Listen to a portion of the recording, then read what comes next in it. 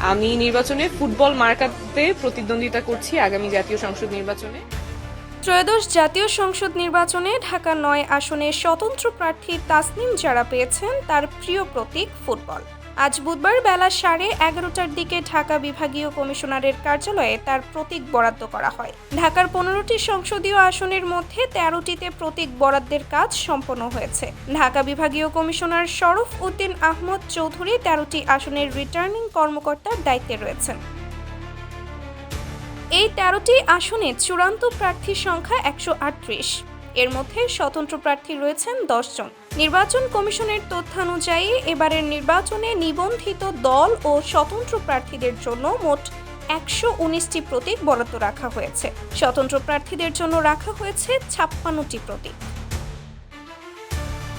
প্রতীক পেয়ে তাসনিম যারা সাংবাদিকদের বলেন, আমি কয়েকদিন ধরে ভোটারদের সঙ্গে কথা বলছিলাম। সবাই জানতে চাচ্ছিল আমার প্রতীক কি। আজ সেই প্রশ্নের পরিষ্কার উত্তর মিলেছে। আগামী নির্বাচনে ফুটবল প্রতীক নিয়ে প্রতিদ্বন্দ্বিতা করছি। তিনি জানান, আগামীকাল বৃহস্পতিবার থেকে আনুষ্ঠানিক নির্বাচনী প্রচার শুরু করবে। তাসনিম যারা বলেন, আমাদের প্রচারণা স্বচ্ছতা ও জবাবদিহির রাজনীতির ভিত্তিতে চলবে। সবাইকে দোয়া ও শুভকামনার অনুরোধ জানাচ্ছি। তাসনিম যারা আগে এনসিপির জ্যেষ্ঠ যুগ্ম সাধারণ সম্পাদক ছিলেন।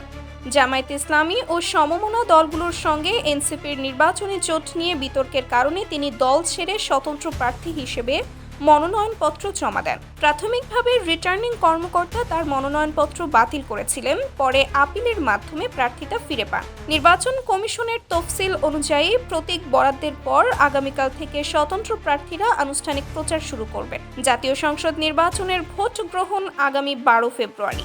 একই দিনে ভিন্ন ব্যালটে গণভোটও অনুষ্ঠিত হবে। Sumaiya Snigdha, news desk, daily our Bangladesh.